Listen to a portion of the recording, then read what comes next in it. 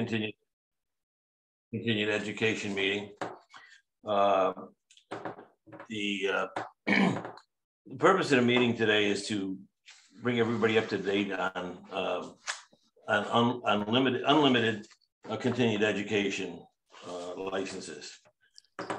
I think a couple of things that we want to just put on the record for housekeeping is that, number one, the meeting is being recorded.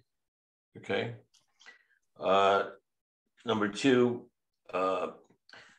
when you are recognized to speak, as Terry Jo said much earlier to some people, please state your name, your address, and who you represent, what firm you're representing, so we know that. And the best way to get acknowledged to speak is to raise your hand electronically, and I trust that everybody can do that. There's a little symbol at the bottom of the screen which says raise hand, which is what you would click on to do. And as soon as we can, we would get to everybody going through with questions. Excuse me. We published on the DCP website, notified everybody of the unlimited license curriculum that's been developed by the board. And I first off want to particularly thank the board members that have contributed a lot of hours and time into putting this together. It's a very big task, and it's bigger than normal because of the way we did it this year. If you've already been on the DCP website, you should have seen that there is a part A, a part B, and a part C for the purposes of downloading. Part A is basically the general application, which I'm going to have Terry share with everybody so you can see it in the event you don't have a copy in front of you. And I'm going to go through that one first, page by page. When I get done with that, I'll then take questions and answer questions that anybody may have relative to this component. Then we're going to do part B, part C. Part B and part C, we're not going to go through every particular piece of it. We're going to go over the general concept of it, and you can ask questions on that at the end of each one. And for part B, I will call on Paul Costello, and for part C, Rich Bird, so to help out. So starting off, I'm going to start page by page here, because as we see continued education applications come in, sometimes they're complete, sometimes they're not, and we're trying to get them to be as complete as possible. And so I want to go through pretty much some very specifics here. Now, if you notice on the first page in red, it says that all provider applications shall be reviewed on a rolling basis. What that means is that we have taken away the deadline to have the continued education in. The reason for that is because a lot of people were having trouble getting it in on time. Not to mention the fact that the COVID situation didn't help. And actually, by statute and regulation, we never had anything specific in the statute or regulation that required a specific date on that. That may change in the future, but just so everybody understands, okay? Other than that, the front page is very self-explanatory. Going on to the second page, this begins some of the real changes. Number one, that each continuing education provider application and curriculum is going to be now submitted on 2 thumb drives, okay? 1 thumb drive for each complete package. So we want 2 complete submittals submitted. And as it indicates there, those will be mailed to the address shown over Columbus Boulevard. Because the the state is not totally back working 100% full-time over there. You're going to be mailing those in, and then those will be shared back out. What has happened last year during COVID and so forth, for the most part, those were shared back out to me. I reviewed them all and approved or commented on them accordingly. Because they come in different periods of time, it's very difficult to get the board to get together. So the department said that they felt more comfortable if I just reviewed them. So I did. Number two, so to make it clear, we do not need any 3-ring binders anymore, okay? Number two is even more important now, doing this electronically, that everything is indexed, okay? When you submit it on a thumb drive. So put it in, just as it says here, the application first, your certificate of insurance, and definitely make sure you verify the dates on that, that it's a good insurance certificate. Otherwise, it's going to get sent back to you. Besides that, it's just the normal things that you've already been submitting. So that hasn't changed too much. It's just the means on how you're submitting it. We get down to item number 4. License holders will be required to bring the code, the 2017 code. Okay, not much of a change there. They're also going to definitely need to bring and have a functioning calculator with them. And you'll understand that why when we get into part B and C. We have no objection to the electronic version of the 2017. However, as you go to the next page, you'll see the bullets there, which identify what we need them to bring again. But cell phones are not an acceptable means of reading the code. It's too small. And candidly, between all of us providers, you don't really know what they're doing on your cell phone. and then the next thing you know, it's a little distraction, and it's hard on the provider to keep control of a class sometimes. So no cell phones in that regard, okay? Number 5, again, if you need to add any training locations above and beyond what you originally submitted, you need to give us 60 days notice, okay? Sometimes I know that happens too fast.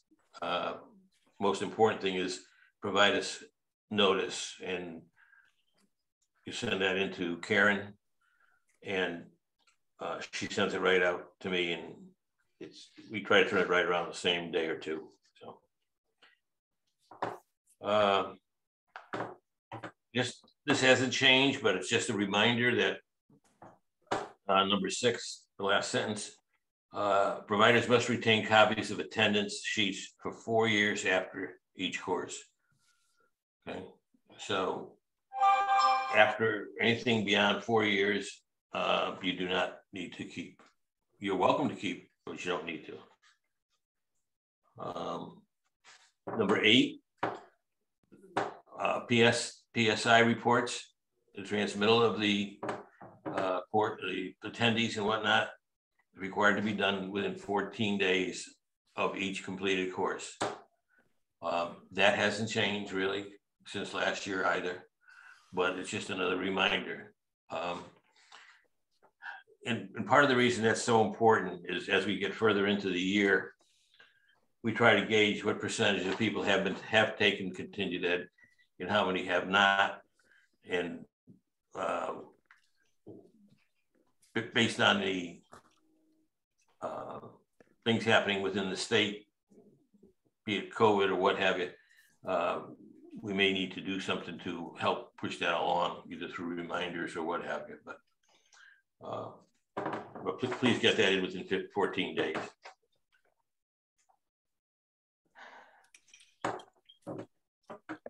once your program is approved, and you'll get a notification that it's been approved, okay? You're still going to be required to put a handbook out to each attendee, and a copy of that is needed, okay, to be submitted to the Department of Consumer Protection. Even though you're going to have it in the electronic version, the department feels the need to have the hard copy. There was some discussion about doing the entire program as a hard copy, and I said, you know, as long as you got the handout book, that's fine, because they don't have any room up there for all this paperwork and what have you. So it makes a lot more work on everybody else's part. It's not necessary. So we don't have to do that. Just send in the bound attendee handout booklet. Next page is the standard fire marshal certificate. Nothing changes there. We're all familiar with that. That's part of this year submittal. The very next page is the evaluation form that the attendee fills out and mails into the department. That gives us an idea on how well the classes are going, any problems. And yes, we get some very interesting comments, like, you know, they didn't have the right kind of donuts. They didn't have the soda was warm, you know, but you always get some of those. And we do look at these when they come in. So, but the student or the attendee is the one that's got to send this in, not you, the provider. Okay. Going to the next page, Terry. Okay. Right up on top in big red letters, okay, bold, okay. The contents of the following curriculum outline shall not be copied in whole or in part for any purpose other than to be used in this program. The developer of this program takes no responsibility for any typographical, technical, or PowerPoint errors should they exist. The disclaimer on our part, because we put a lot of stuff together, at the same token, we're telling you, don't take and utilize part of our PowerPoint for some other venture you might be doing, okay? It's designed for our program, and we don't want to hear that's used elsewhere, or there'll be some possible ramifications. So now we get into the real curriculum, okay? What we've done here is, as you know, we got part 1 and part 2, as we call it. But part 1, I want to go over a little bit with everybody here. Part 1, we're allowing, or we're assigning an hour time to cover this material, okay? Now, you might go an hour and 15 minutes, you might go 45 minutes. Every class will be a little bit different because of people's questions and responses. But we're trying to keep it to about an hour. Now, I visited a number of classes, I particularly during COVID, those that were online, and people didn't get the point here of what we were saying. And it's spelled out just the way it is here. And if you see, it says Connecticut General Statutes and Regulations, that section, okay? And then in parentheses, the second line down, second line further down, Terry, it says, in parentheses, it says classroom review not required, okay? We want this material available to them, in front of them, so they keep being reminded of it. Year after year, the providers have explained this stuff over and over again to everybody. And after a while, it gets tiring for everybody. So by all means, if somebody's got a question about it, respond to them, but you do not have to get into any details as far as we're concerned relative to any of these statutes and regulations, except for a couple that I'm going to talk about in a minute. Terry, it went down to sharing. Can you bring it back up? Yeah, okay, thanks. If you notice, bullet number 2, section 20-332B, hiring ratios. There's an exhibit attached here, which basically is the ratio as it stands today. And you want to make sure that people keep understanding that. Yeah, let's look further down, Terry. Keep going. Keep going. Right there. Okay. And we put the statute in and so forth for everybody so they have it. So it's there. People get confused. How many apprentices can I have now when I have this number of journeymen? It's spelled out right here. Okay, we go back to where we were up on. Okay. So, as I said, no need to go over each one of those sections, okay? But include them in the handout. There's a couple of new or changed regulations which came about this year, which we felt were important to bring to everybody's attention, because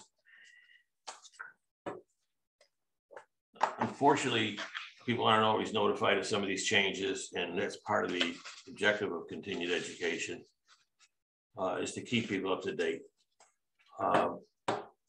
And the first one I want to talk about is Public Act 21-37, and you can roll down to that Public Act. Okay. Now, Public Act 21-37 is entitled, which can be confusing to some people, an act concerning Department of Consumer Protection, licensing and enforcement, comma. So that's the subject by itself. Then antitrust issues and the palliative use of marijuana and revisions to the Liquor Control Act. So people sometimes rewrite by all this part about the licensing and enforcement, and they say, well, it's about marijuana and liquor, and I got nothing to do with that, so it doesn't apply to me. However, we took the sections out of the bill that were critical to our industry. Section 16 of the bill refers to section 21A10 of the general statutes, and it's repealed and the following is substituted. This is also important that it went into effect October 1st of this year. And I'm sure a number of providers are going to say, I didn't know that. I didn't know that. And I don't blame you, because there's probably no reason why you would know that. And if we go right to the changes that were made. So if you go down to C, Terry, section C was added, okay? And it says, for any Department of Consumer Protection license, certificate, registration, or permit that requires the holder to complete continued education requirements, the continued education requirements shall be completed within the annual or biannual period that begins and ends 3 months prior to the renewal date of the applicable license, certificate, registration, or permit, except for licenses issued pursuant to Chapter 400J. Our licenses are issued under Chapter 393, okay? This is a broad stroke statement regarding continued education requirement before renewal of a license.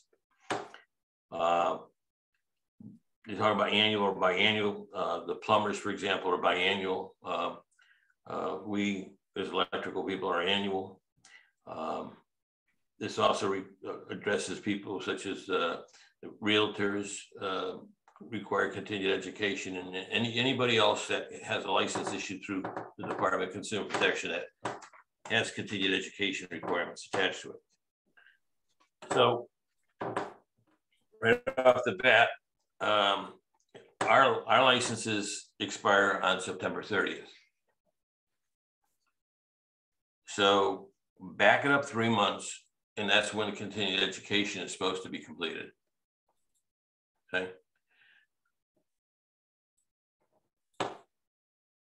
I know everybody's saying to themselves, how can we possibly do that? Well, you can't. You really can't. As time goes on, we will be adjusting the continued education so that we can comply with this. But the first time this is in effect, which is October of 2021, this year, past October, we're not able to do this.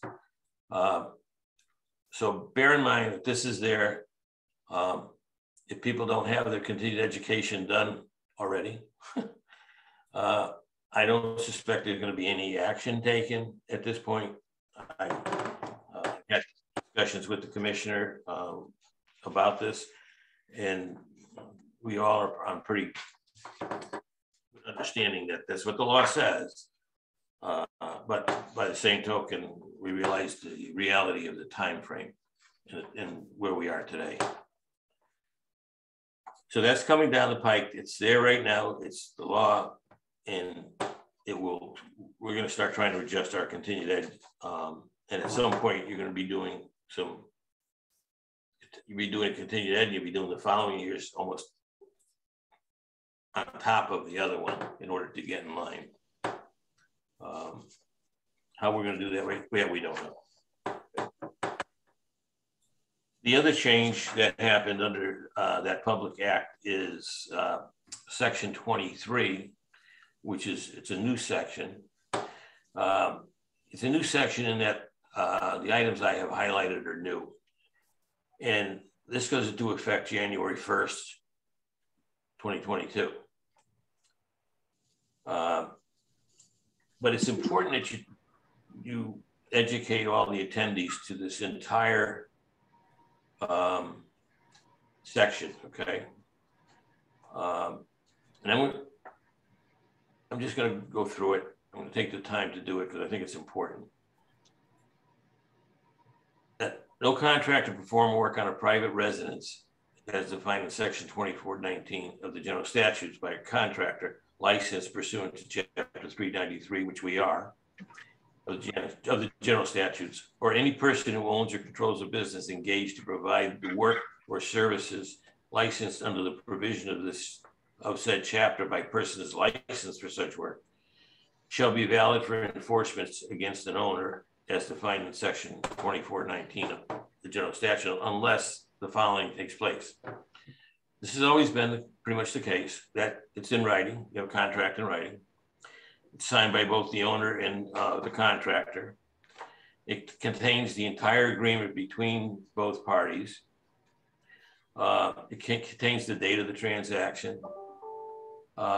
Contains the name and address of the contractor and the contractor's license number, or in the case of a business, the name of the business owner, partner, or limited liability member, and phone number, and address of business, partnership, or limited liability. This is new, and we'll talk about this a little bit. Number 6 contains the name and license number of any licensees performing the work, provided the name and the license number of a licensee may be amended in writing during the term of the contract. I'll come back to that in a minute. 7 contains a notice of the owner's cancellation rights in accordance with the provisions of chapter 740, and contains a starting date and a completion date. I think everybody knows that the contract's not valid unless you have a starting and completion date in any event. But going back to number 6, what that says is, in essence, is contractor goes out to Terry's house to do a job, and he's met all these requirements as stipulated, and he sends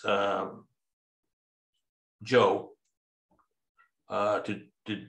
to work on her kitchen remodeling, let's say. And Joe goes in and does some rough wiring, pre-wiring, what have you. Joe's name and license number needs to be listed on that contract. Now it's time to come back and finish Terry's kitchen remodel. And George gets sent over to do the finish. Well, George's name has to go down on the contract as well. So any person who is working on that job, and bear in mind, these are private residences. This does not apply to commercial work, okay? Their names need to be listed in that contract, okay? Like I said, when I get done, I'll come back to any of these items. And some items I'll have an explanation for, some I won't. The next one, if Terry will go down, is Public Act 21-154. It's an act codifying prevailing wage contract rates. And I'm not going to read this entire thing to everybody, but basically what it's saying is that the Department of Labor Commissioner will establish the rate for a particular project.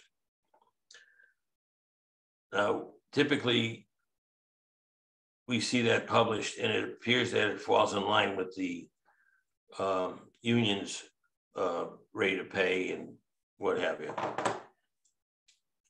However, this goes one step further and says it's also relative to the prevailing rate in that particular town where this work is being done. So it could be higher, it could be lower. I've heard recently of a project in one part of the state where the published rate was X, but then when the prevailing wage, the reports were submitted from the contractor, he found out that it was actually something higher because of this law. So I'll let you just read it. I'm not going to try to interpret it from a Labor Department standpoint. But if you have any questions, feel free to give me a call. I'll try to put you in the right direction. I try to get an answer. After that sheet was the keep going, Terry, was the Exhibit A, and you can keep scrolling down. We already looked at that, and this is 20-332, which established a working group that's studying the hiring ratio and ratio relief. That was developed back in 2017. And you can go one more down. Keep going till you get to 2018 building code. There we go, right there. And then the state building code, again in parentheses, this is to be included in all course handouts to attendees for the future use. It lists the state building codes that we are under today. We don't work just under the NEC. We do predominantly, but it's not the only code that may affect us. And they need to know that. And they can always refer to the state building officials website for any of the more currently adopted codes based on when they refer back to this document. Now, the next section is going to be safety. And before we get into that, okay, I'm going to ask bravely if anybody has any questions. Let's see. Mr. Bonder, Rob Bonder. Yes, sir. Good morning. Good afternoon, I mean. How are you? Good, thank you. You had your hand up. Did you have a question? I did not have my hand up. Oh, I'm just listening intently. Oh, I'm sorry. Believe it or not, that was my icon that landed over your name. Sorry about that. It's all right. Okay. Good to see you, though. Good to see you. Yeah, same here. Is there anybody that has any questions about the front end of this? Mark Candels, your hand is up. Yes, it is. Mark Candels, Candels Estimating and Training, Babcock Ranch, Florida. I had one question in regards to the September 30th date. As a suggestion, maybe we should suggest to our attendees this year that saying, hey, you've got to get it done for July 30th. That'd be the best bet to start thinking about it, getting it done. Would the state like that done? Added to the curriculum? I mean, you can certainly suggest it. I think we see a lot of people that wait to the last minute to do it. That's goes without saying, because we look at the numbers of who has and who hasn't taken it. But I think by bringing that One Public Act up to them and explaining to them that, look, you're going to have to start picking up your speed here and get stuff done, is hopefully would be adequate. I would not say on behalf of the state of Connecticut that we're making that requirement, but the law is the law now, and don't wait till they start having to enforce it in the department. Okay, thank you. You're welcome. Thanks, Mark. Thanks for the question. Anybody else? Okay. All right, so the next section here is what we reference as Part B on the website, free to download. And I just want to explain to everybody what we've done here is there's been a lot of people asking for more and more calculations and more understanding and more technical stuff. So what we've done is we have put together, I say we, the team, and Paul Costello has led it relative to the safety side in particular. The portion that we want to talk about relative to safety. Now, bear in mind, this is all part of the 1 hour presentation.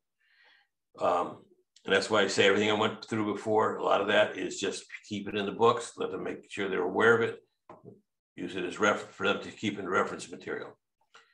At this point, I'm going to turn this over to Paul in just a second, but the purpose of us doing this is to do just what Jim Savoy said very earlier before we went online, is that everybody is being taught exactly the same thing, okay? And we are not looking to see any waiver from our presentations here. So, Paul, if you would be so kind to give me a break and do the honors. Sure, thank you, Larry. Good afternoon, everyone. So one of the things that we discussed, we try to figure out, from previous classes, what direction to head with some of the topics, and things that we discussed were really identifying some of the issues with OSHA with citations and the need to really bring in the electrical safety as NFPA 70E has been updated as well to the 21 version. So Terry Jo, either or, if you want, I could share my screen, or you want me to Sure, if you think that you'll have more control over what you're saying from your screen, that's not a problem. It's up to you. Yeah, whichever one you're more comfortable with. I can give you permission now. That'll be perfect. Thank you. Let me change over the permissions. And you should be able to present. Great, thank you. Mm-hmm. 1 second here.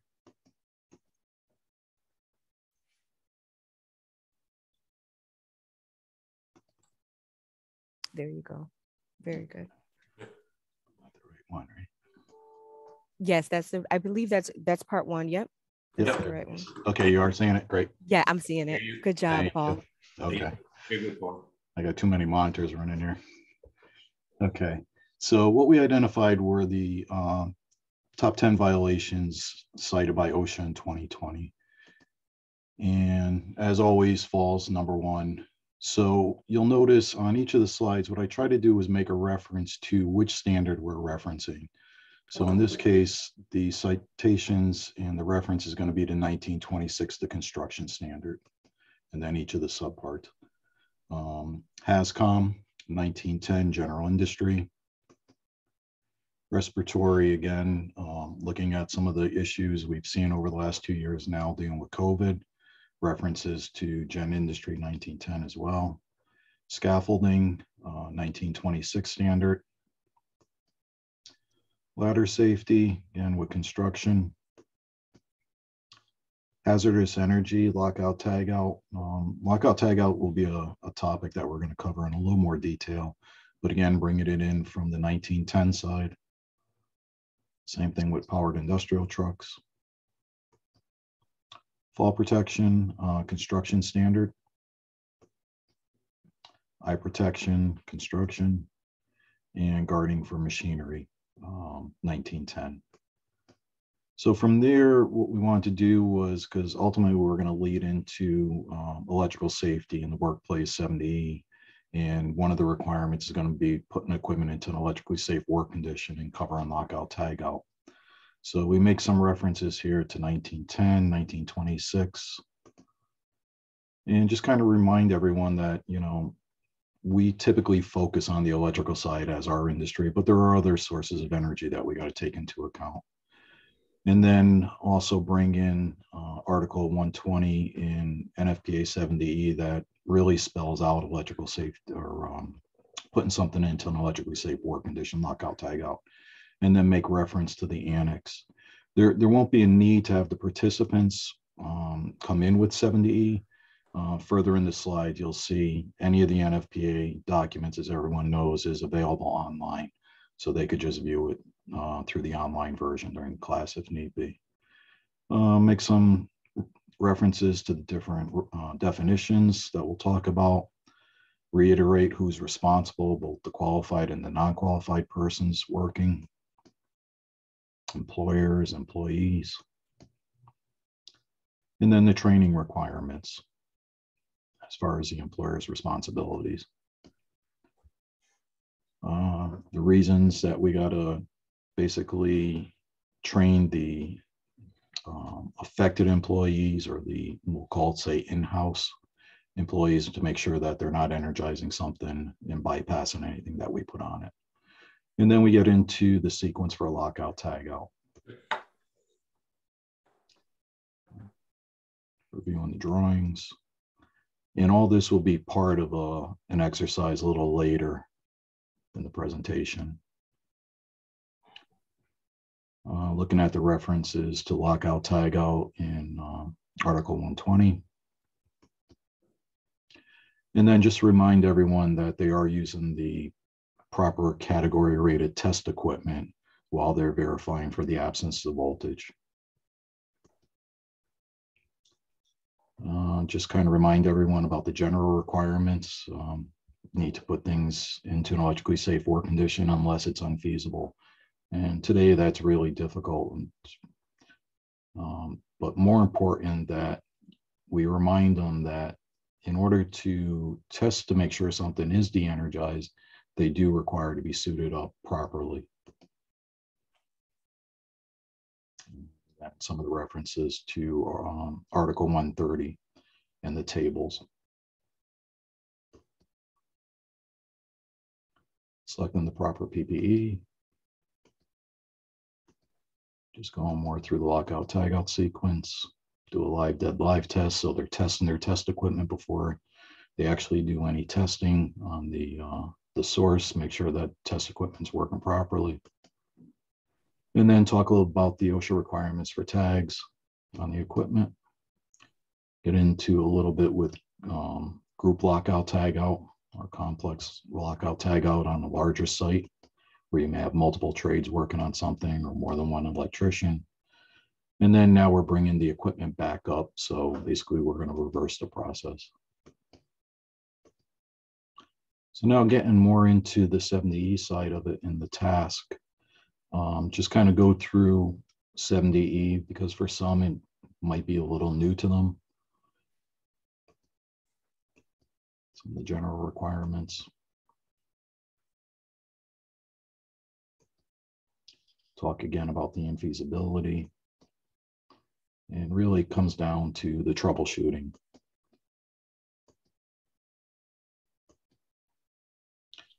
So now we get into the risk assessment side of it.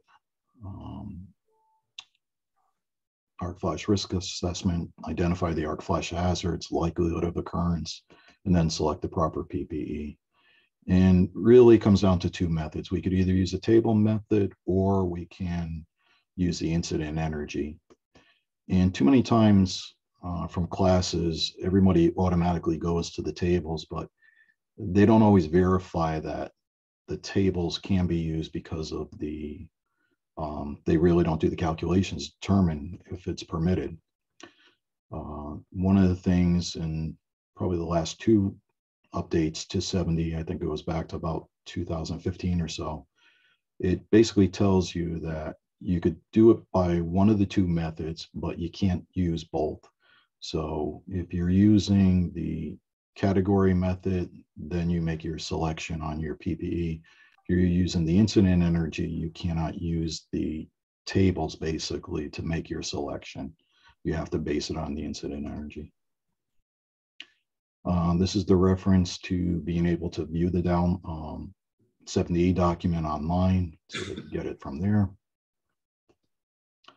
And within the packet, there'll be some, we call it an appendix, some additional information to be able to do the calculations and walk through it. So there's going to be some one-line diagrams for them to reference, panel schedules, feeder schedules, arc flash study report, the labels of the equipment. So really what the intent is, they're going to have, again, just go through each one, pictorial of the one line, traditional one line, different equipment, panel schedules, feeder and branch circuit schedule, because we'll have to take into account the conductor and the length of the conductor when we do our calculations for incident energy, transformer schedule, duty report. You know, some of these within the appendix won't actually be required for the calculations, but it would be part of a typical arc flash study report. And probably one of the more important ones are the labels on the equipment itself. Included the seek values as we get into the calculations, so you'll see that coming up. So really what we're looking at is we break it down to a couple of tasks. Looking to add a new panel board, gives us where it's going to be located. It's going to be coming out of installation of LP1, requires on a transformer to a high voltage panel, HP1. And we give them two scenarios. Select the proper arc flash PPE using the incident energy analysis method. That's applying the rules in 135G, or the second option is going to be kind of a comparison to see where we have a higher incident energy based on either the table or the true incident energy. If we go with the table method, then we're going to be working with 137C15. So we got to put it into an electrically safe work condition. So now we're going to require them to start either looking at one lines to determine where it's fed from, or go back to the panel schedule. So we give them that information. Again, now we got the label of the equipment. So it tells us what our voltage is, what our limited approach, restricted approach, and it also gives us our incident energy.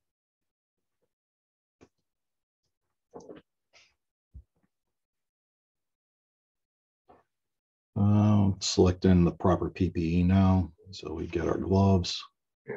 That's new in 70E.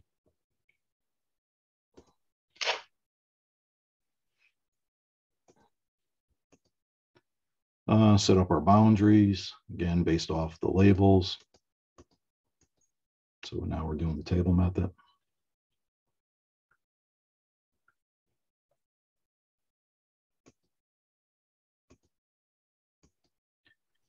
And we're looking at the incident energy. So we could find it a couple of different places. We get it off the actual arc flash report, in addition to the label that's on the equipment itself. In this case, this is panel HP1 that we're working on. So that's where we're going to perform the lockout tag out. Now we revert back to our table and we make our selection based on the incident energy. So again, now we bring them into the table method based off of the labels on the equipment, and then they will make their selection from there.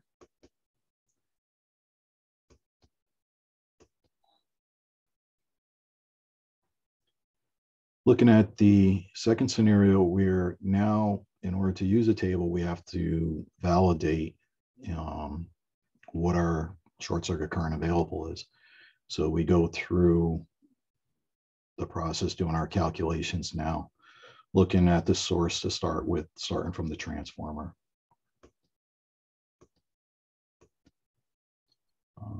Determine what the impedance of the transformer is, get our multiplier.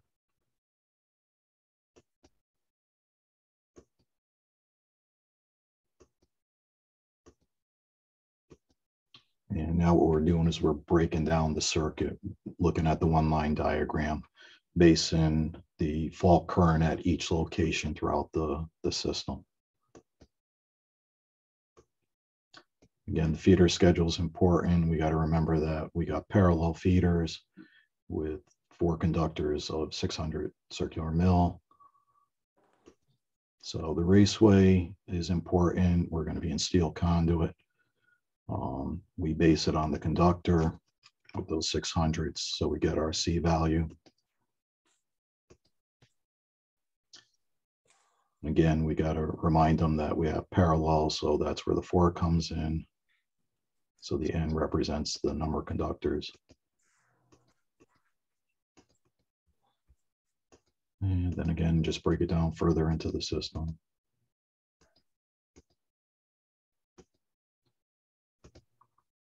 So really what we're looking to do is basically validate that we're permitted to use the table.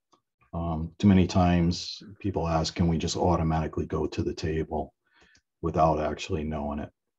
And the second from last slide just kind of shows a comparison of the 2 different methods, using the incident energy compared to the more conservative category method that's going to be done on the labeling. So the true incident energy after we had the arc flash study was only 0.2 cal, where we're assuming it could be up to an 8 cal permitted by the category method. Short circuit current available, the true from the software that was used to do the arc flash study compared to the calculation. So it's, probably within about 10% or so. Okay. So any questions or? Now, Paul, No, it's a lot of information. Yeah, I just want to tag on to that for a minute, and then I see at least one question. That's correct. There's a lot of information there. I'm sure a lot of people are going to say, I don't need to know any about that. I just do it this way, okay? And I've been doing it this way for years, and I never got hurt. Well, they're very fortunate. Fact of the matter is, this information is available, and we want to make it available to them so that they have the opportunity of knowing how to calculate this information for their own safety. And as that second to the last slide showed, there's a big difference. I think it was 0.2 compared to 8, right? 8 cals, yeah. Yeah, significant. It was very significant. So with that, Peter, actually Jim Savoy has his hand up. Jim? Jim, you're on mute. There we go. Better? Yep. Thank you, Mr. Chairman. I'm just curious how deep in this year's cycle are we expected or required to go? Having taught OSHA for a very long time, this could take up a whole day if if we did every slide. I'm just curious, is there a line at which the board would like us to say do up to slide 50 or up whatever? I think it's, I would, correct me if I'm wrong, Paul, from your standpoint too. I think, yeah, it would take a long time to go through a complete calculation, okay? I think the idea is that we have the examples here for them. They need to know about it. And I think the importance of doing it was shown on the second to the last slide, okay? The differentials between two methods. And it's for their own safety. I mean, they're gonna certainly want to have those examples could have been reversed even. They certainly want to have the right type of PPE on and choose the right type. It's also difficult for, I think, some instructors may not understand this, but you've got to take the time to go through it and do the best you can. That's why when the email went out, we asked that somebody technical would be involved in today's attendance. So I don't know if that answers your question, Jim. Yes and no. Can we? We're not. I mean, we're not saying go to slide 42 and stop. Yeah. Okay, that's better. And the other thing, maybe Paul can clarify this. Pardon my voice. I'm still recovering from cancer. Can we cherry pick important items so that we can spend time on the calculations? Say, just kind of breeze through ladder safety and, the basic OSHA, and then get down to the meat and potatoes of 70E lockout, tag out, and the incident energy arc flash calculations. Would that be acceptable? I would say yes. I mean, case in point, the example you made, ladder safety, whatnot. I mean, we've been preaching that for a number of years, and trying not to make this program just be a repeat of the same thing year after year. So we're trying to expand the program. So to answer your question, yeah, you could certainly skip down. Bear in mind, we've only allocated an hour, okay, between what Paul just showed you and some of the statutes and regulations. So, thank you, Mr. Chairman. Okay. Mr. Chairman, Rich Bird. Yeah, Rich. I think some of the confusion, and Paul, if you please correct me if I'm wrong, but I think the intent of the subcommittee was to really show a good review of exactly NFPA 70E, and where these calculations come from and where this information comes from. And the second to the last slide really shows the importance of understanding that in that review. And as a subcommittee, I think that's what we were trying to do to get that point across, is to understand where these calculations come from. Yeah, I agree, Rich. And to also kind of reiterate, also getting familiar with, where do they find that information? Probably the most important thing is the lockout tag out, to be able to look at the one-line diagrams, look at panel schedules, and determine, what equipment needs to be put into an electrically safe work condition as well. Correct. Thanks, Rich. Royce Haddon, I see your hand might have gone up, and then Jerry Durham. Royce? Yeah, I just had a question on the calculations in this section. And I just want to make sure the intent is not that we're giving these to the people in the class as a calculation that they need to figure out, but we're giving them the information of how to figure it out. Is that correct? Yes. Yes. Okay. Okay. Yeah. We want them to understand how you do it, and this is the roadmap, if you will. Right. Okay. I just wanted to make sure it wasn't like the calculations in previous years where we say, "Here's a scenario, somebody give me the answer."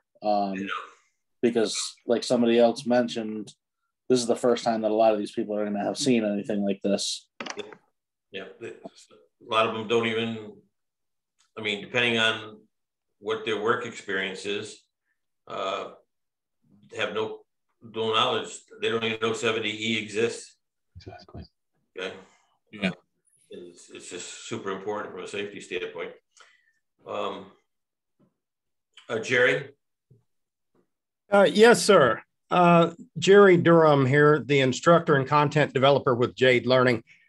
Royce did a very good job of addressing most of what I was concerned with. And really, it seems like I'm getting overall a picture of what you all are expecting. Normally, I don't sit in on these meetings, but you all had specified. But it was my understanding that the safety portion, OSHA specifically, and the understanding that 70E is a response to OSHA from the NFPA to try and make compliance available to the electrician, that this training looked like it was going to be about an hour. I thought I heard you say that. Then we went through those 90 slides, of course, and I realized I was looking at what amounted to probably an 8-hour course, and I still would have lost a lot of the guys in there because, as a lot of you all pointed out, these residential and commercial electricians, they have no experience with this. They don't know what an available fault current is versus short circuit current rating and all that. And even the terms, they would never get up to speed with that. But it sounds like, and I appreciate it now, if you'll just let me know that I'm on the right track. It sounds like that our job essentially is to let them know how dangerous it is, what they're doing, and to understand that there are obviously the PPE requirements and the clearances and the distance they need to stay away based on how they're dressed and what provisions they're taking, where the information is, and you make a cursory review of that to show them that it exists, but not to work the calculation, as Royce just said. So I think he caught that. But it sounds like we're really we spent 20 minutes looking at those slides, and we didn't even have time to look at them. So if we've got 60 minutes, we literally are going to be moving at a blinding speed. So it sounds like we're just going to be like, hey, this exists, here it is. You need to know this is here, and you need to get deeper into it as electricians, and whatever we can do in about 60 minutes, and then we're out. Is that correct? That's pretty much it, Jerry. Yes. Years ago, the fault currents that are available today really weren't there. Okay. What the utilities are providing today in the exposure that we as electricians have is substantially different. And, we want to make sure that everybody works safe and understands how to work safe and understands that, maybe I don't know how to do that, but I do know a little bit about it. I've heard about it. I'll give you sort of an example. Our license is an unlimited license. We can do high voltage work. Okay. Very few license holders with unlimited license will do high voltage work because it's not something they do day to day, but they're aware of it. And they know that if they come across it, they can at least recognize it, hopefully, and know that, this is a little bit beyond what I normally do. And maybe I need to talk to a friendly competitor or somebody else to get some guidance here. So yeah, we're not trying to make them engineers out of these presentations, that's for sure. And it would be a good 8-hour course. I agree, Jerry. And yes, there'd be a lot of snoring going on in that class. Well, fantastic. It sounds like, I feel like that you summarize the whole thing, and that is to get these guys within an hour's time to be aware that they need to hit the brakes when they run into these kind of situations, and don't just go through at a blinding speed like they're used to doing, because this stuff will kill them. They need to be aware of that, and be aware that the documentation exists and the help is out there. So fantastic. Thank you. And I look forward to being able to present that material this year. So thank you so much for your time. You're welcome, Jerry. Thanks. Just stay on board because we got one more to go. All right. Yeah, I think it is very highly technical, and even the labeling of equipment today is something that didn't exist years back, and people all of a sudden see these labels and they say, "Oh, what's that all about? I don't know what that's all about. I don't have to. That's a manufacturer's label. I don't know. It's got nothing to do with me. I just got to tie this wire in over here and hopefully be safe." So a lot of it's awareness. So again, Paul, thank you for your presentation and your information, and all your hard work and on our team to get this put together. And again, as I said earlier on, for anybody that came in a little bit late, none of this material is to be reproduced other than for our program here. So don't utilize any part of it or anything for anything else.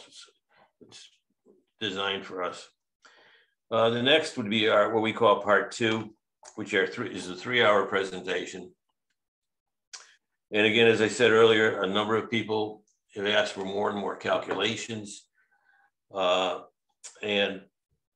are the calculations that most of them will recognize a little bit more than the safety side of it. And for that, I'm going to ask Board Member Rich Bird to make that presentation. Again, Rich is part of the team developing this, and I see you've got control, Rich, so go for it. I'm actually working remotely, Mr. Chairman, so if Terry Jo, if you don't mind. Will do, Rich. Thank you. Okay, and it's up now. Can you see the screen at all, Rich? It should be up now. Starting to come up now. Yep. Up now, yep. Yep. So basically, and first of all, good afternoon, everyone, and thanks for attending. Like Paul said earlier, the subcommittee put together here some chapter specific calculations, and we tried to break them down specifically by chapter. So here we start off with chapter 1. If you don't mind, Terry, go on to the next slide.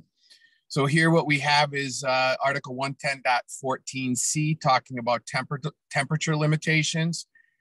All right, and what we have put in here is a scenario, and there is the code article 110.14CA2 talks about the temperature limitations of equipment, and here we broke it out.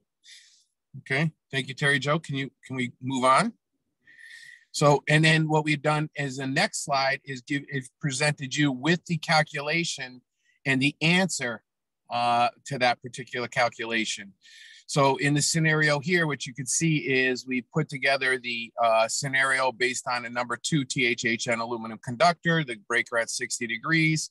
The breaker is listed for copper and aluminum conductors, and it said what would be the allowable ampacity. And we have completed that calculation here based on the NEC. Thank you, Terry Jo. We can move on. All right, section 2, what we have here is we put the same thing together, but here in this scenario, you can see that it is greater than 100 amps. So now we are going to go to B2 to talk about that particular scenario. And there's the little indication or the little code requirement for 110.14C1B2. And I can see after review, there is one little typo there. It should say 110.14C1B2, not 114. So again, one quick little scenario, which after all our review, I see one little typo. All right. So we'll go back, Terry Jo, if you don't mind. Sure. So basically what we've tried to do is give the question. So if we can go one more slide, Terry Jo, if you don't mind. So here is the question that we would put up on the slide. Let them work it out, work them through it. And then the next slide will give you the answer and how that calculation is determined. All right, thank you, Terry Jo. And we can continue on. Question number 3 here, we have, here we're talking about conductors all in the same raceway and determining what the derating percentage for the current carrying conductors or more than 3 current carrying conductors in a conduit would be. And again, what we did is put the question up on the slide. Okay, and then the slide right after it, there's the code section. And then the slide right after would give you the answers and how that calculation is to be performed. Basically, that's the way we have it set up through the whole presentation here. All right. Thank you, Terry Jo. We'll continue on with chapter 1 here. Here we're talking about working clearances. So we've put together some scenarios here based on working clearances. All right. We've got a little panel board schedule and a little schedule legend here, more just describing what the panel board is and the voltages so that we can properly do the calculations. So Terry Jo, if you don't mind backing out a little bit. So what we're just looking here for is panel board HP1 and what condition and what is the minimum working clearance for panel HP1 rather, I'm sorry. So as we scroll through, the next slide will give us the working clearances and the condition that we're looking for. Okay. And yep, thank you, Terry Jo. We do have a few other scenarios under working clearances, and here it is under question 2. Same looking at panel HP1 again, just reversing it here, now doing it against the block wall to determine what the condition would be. And again, what you'll be able to see is the panel voltages. And again, what we're looking for is the condition and the working clearance based on the condition in this particular scenario.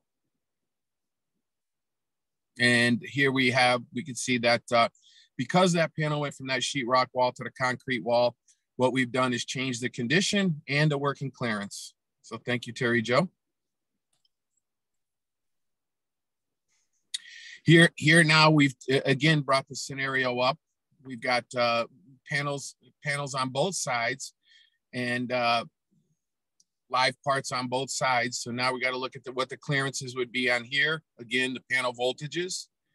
So looking at that particular question, we're looking at what panel HP1 falls under, what condition that would be, and again, what the working clearance would be for that particular panel. And here again, based on that particular scenario, you can see that the condition and the working clearance again now has changed based on the particular condition number. Okay, thank you, Terry Jo. And again, now we're looking at HP2 and what we're looking at here. And again, we'll go through the same kind of thing. We'll speed this up a little bit just so they're just basically looking at what the different conditions are and the changes to the conditions based on the scenarios that are going through here. Okay. And again, we go back to the condition that we got right here.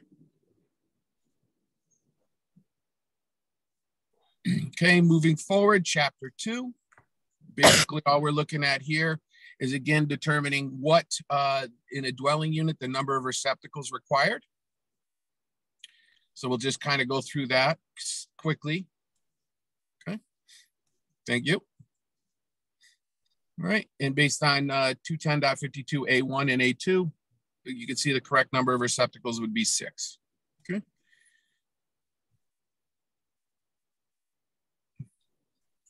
Okay, moving into just a few calculations here based on the wall ovens. and tap conductors. Okay, thank you, Terry Jo. And again, moving forward, what we have here is the excuse me, the code section and the exception to make sure that we pick up exception number 1 here. All right, thank you. Again, more with the kitchen cooking equipment in a dwelling unit. Thank you, Terry Jo.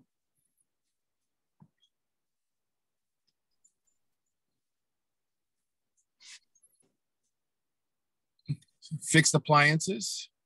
Talking a little bit about fixed appliances here under chapter 2.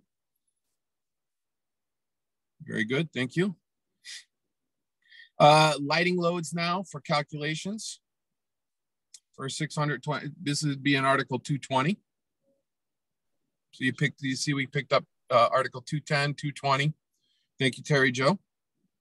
Again, another one under your lighting load, general lighting loads under Article 220.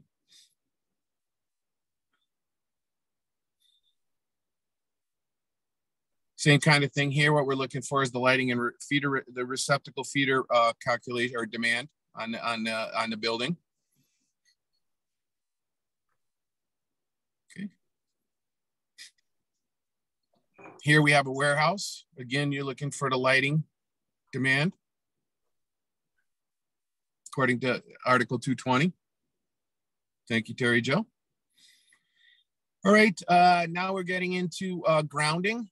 All right, minimum size equipment grounding conductors in Article 250 here. So the focus here is to do 250-66, 250-102C, and 250-122. So as we go through here, you'll see that we're doing 250-66. Okay, thank you very much, Terry Jo. I believe we have another one here. Yep. Now we're talking about 250-122 equipment grounding conductors. Thank you. Yep. Okay, moving forward, we're looking at 250-102C1, as I mentioned earlier, the calculation here. When to apply the 12.5% and when not to have to apply the 12.5%. Thank you, Terry Jo. Here we're talking about the main bonding jumper again, 250-102C1. Thank you. Again, we're going back here looking for a common grounding electrode conductor. Thank you. Continuing on, same kind of thing, 250-66. So we've hit a few different chapters here, or a few different questions and based on the chapters. Now we're looking here on the number of duplex receptacles permitted on a 20 amp circuit on a commercial location and a commercial application based on 180 VA. Again, with that, so go ahead. Thank you, Terry Jo. Moving into chapter 3, we're looking at the minimum burial depths, article chapter 3, article 300.5.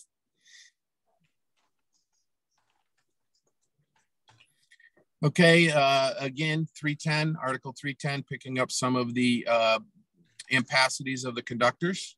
Thank you, Terry Jo.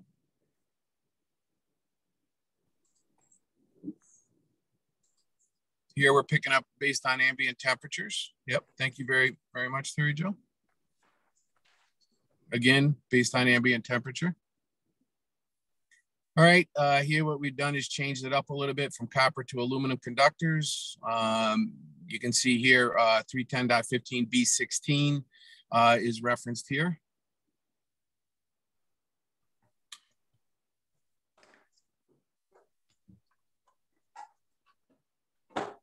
Okay, here we're looking at the load on number 6, again, 310.15B16.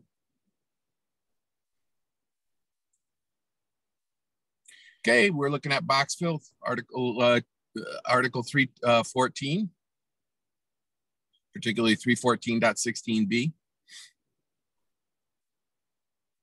Okay, again, a couple other box fill questions. Okay, here's same kind of thing now, determining with the receptacle, clamps, conductors, counting the equipment grounded conductor. Again, 314. Here we're talking about Article 334, the Romex and the ampacity adjustments for Romex.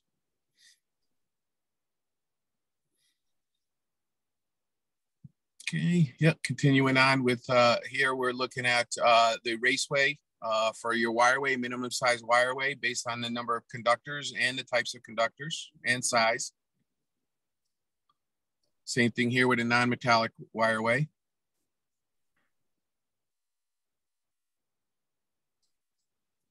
Thank you. Moving into cable tray now, talking about sizing and for cable trays based on the certain types of conductors and cables. Thank you, Terry Jo. Moving into chapter 4. Here we're looking at a couple of motor calculations. Okay, what tables to use, where we're using them, what we're looking to do with the different tables. We're doing conductors, ampacities. Here we're looking at the fuse size. Okay, again, another question based on standard fuse size. What we've tried to do is single phase and 3-phase calculations here for the motors. Okay. Referencing the different tables, I think, is really important here. Which table to be in, you know, the either a single phase or a 3-phase table.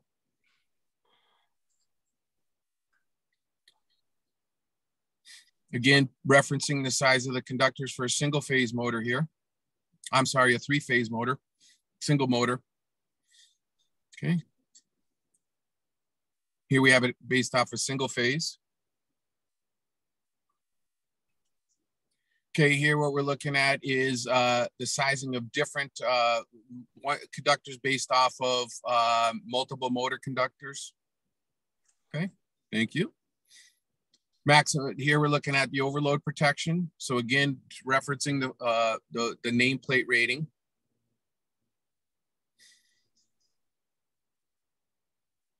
Okay, again, based off of your motor disconnects. 430.110. Okay, again, looking at the branch size, branch circuit capacity. Okay, here we've picked up a couple of fixed space heaters with a motor on that load, determining that when you have the heating load as well as your motor load. Okay, overload protection using an overload relay. Okay, so you're picking up your nameplate. In this particular case, you're looking at the different scenarios between the temperature rise and the service factor.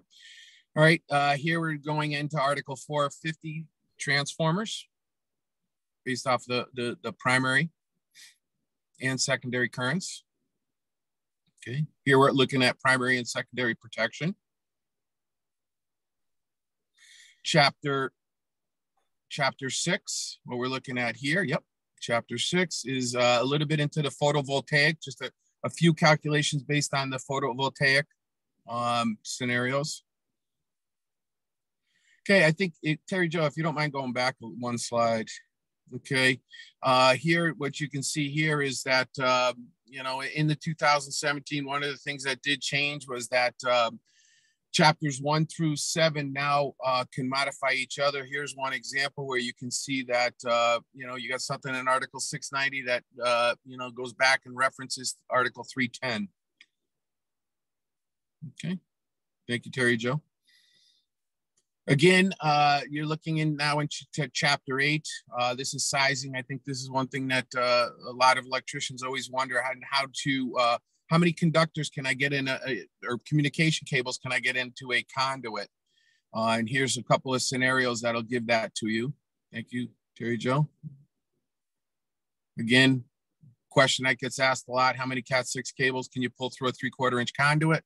And the proper calculation to figure that out. Here's one with fiber.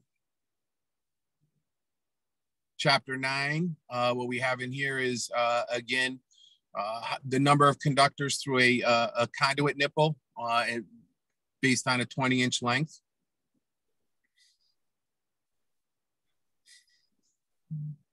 Okay, here it is. What we're looking at is some motor circuits here, determining what we need for conduit. Again, conduit sizing. Thank you, Terry Jo. And some additional calculations based on Ohm's law.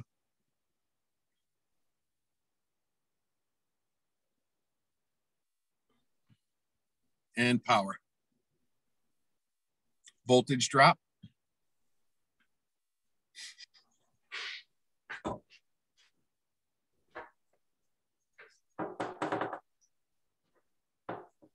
Okay, again, a little bit with Ohm's law. Thank you, Terry Jo. You're welcome. And I believe that should just about bring us almost to the end of all the slides. Thank you, Terry Jo. You're very welcome. With that, I guess we will open up. I apologize at the beginning, trying to go through the slide, more of a teaching moment, but again, I apologize. That's the instructor and me going through that more than a presenter mode. So I apologize that from a board member standpoint. But with that, any questions? No problem with that, Rich. Thank you, Rich, very much. As Rich just said, does anybody have any questions on his presentation? I don't see any hands up. Okay. Oh, there's Steve Owen. Yes. Steve, you're muted. Steve Owen, National Code Seminars, Birmingham, Alabama. Yep. I started to download and print some of the presentation you had. The OSHA part printed well at 6 per page for handout. As I tried to do the other calculations, the only thing you can even read is 2 per page. And there's 140 calculations. So if you do 1 per page, it's 140 pages for that. But anything more than 2, you can't read them. So it looks like you almost have to print 2 per page for the calculation part. Because I know you want to be able to read them, and I don't want you to reject it once I send it in to you. Thank you. Yeah, that may very well be the case. Yeah, Mr. Mark Handels. Can I suggest that we just put the question slide up there, and the one with the answer we don't give them, and we make them do it in the class, and then that just cuts out about half those pages? Mark, absolutely. It's in there. The answer sheets are in there for the instructors. You can absolutely hide that slide.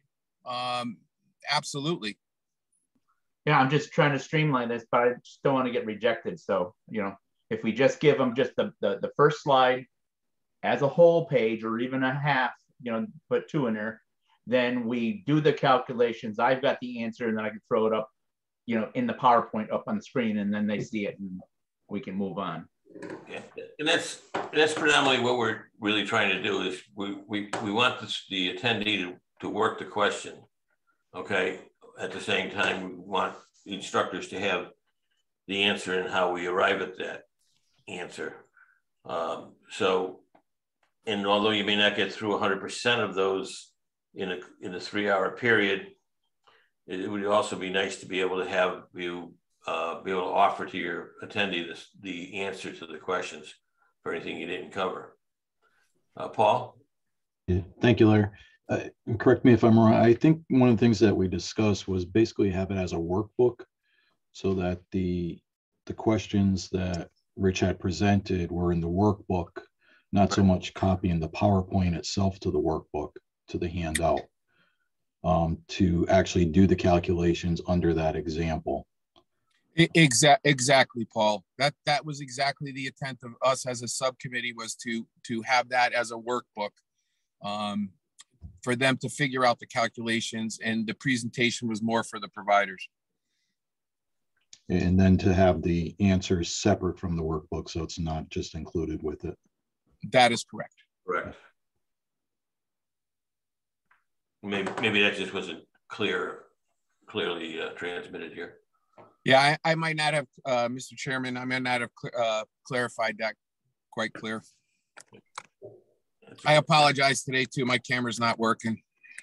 I I had that situation a week ago in a meeting too. So it was actually mine. It was my microphone. Everyone's a challenge. Yeah. But going back to Mark Candel's question, yeah, you could. You could definitely separate the two. That's not a problem, even with your presentation. Thank you. Question. Mr. Chairman, we have our Boander who made a comment. He said, thanks for the hard work of the board, but the board put into this. I see great need for more education for our electricians on a daily basis for all aspects of the code, safety, and CGS. So thank you for that. And I just wanted the board to be aware that he had said that on behalf for the board. Yep, I just picked up the same question myself. And we have a hand up, Mr. Chairman. Excuse me? We have a hand up now. I believe it's Mr. Savoy. Yes, thank you. Yep. Just an FYI, Mr. Chairman. Continual training is an OSHA requirement.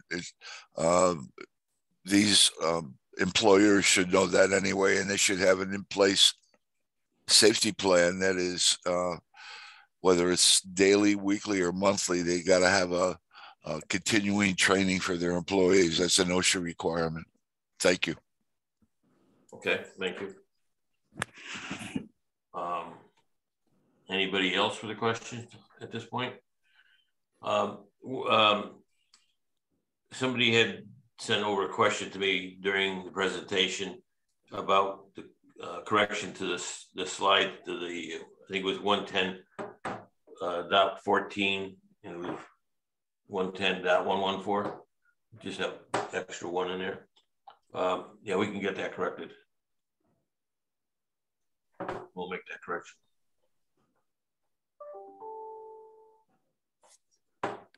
George Ballard. Yes, good afternoon. Great job on this. And the workbook makes a lot of sense. You know, as a teacher, my pretty much 31 years, you know, you've got to give them the opportunity to answer the questions, but you also want to be able to give them some type of packet that has answers with it, so they can reference later. So I'm not sure as far as in the handout, we want to separate those two. I think that's a great idea. But it just makes a lot of sense that, you know, they reference a lot of the guys that have come to me have used the books and referenced them over the years. And it was nice to have all the information right there for them. And I think the board and everybody did a great job with this. Thank you. Thank you, George. Appreciate that. Anybody else have any questions about any of this year's program? Because that pretty much sums up our program here and what I want to go over with all the providers. I see no more hands going up. And no more questions, Mr. Chairman. I have nothing else. Oh, one hand, Mr. Chairman. Yep. Mr. Bonder.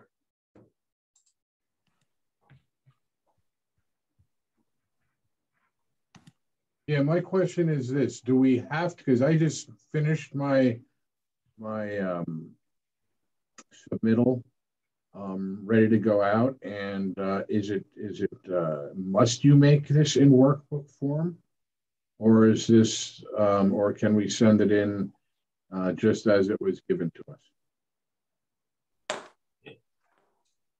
No, I think you need to make it a workbook, to be honest with you, because and there's a question that just came in from Sal, suggested that basically we make it a workbook, and at the back of the booklet we put the answer sheets so that when they leave the class, if everything hasn't been covered, they can at least see how to get the answer to a question that maybe they have to go back and refer to down the road. All right, so you want us as the provider to make up the workbook?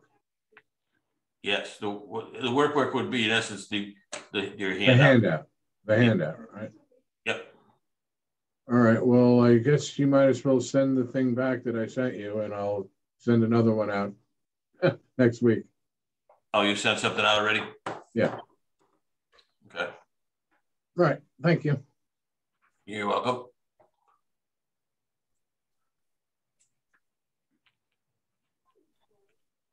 Okay, so is everybody clear that then that the handout will be encompass the workbook, okay, and the answers will be at the back of the book as for reference afterwards. Everybody got that, I hope. Okay.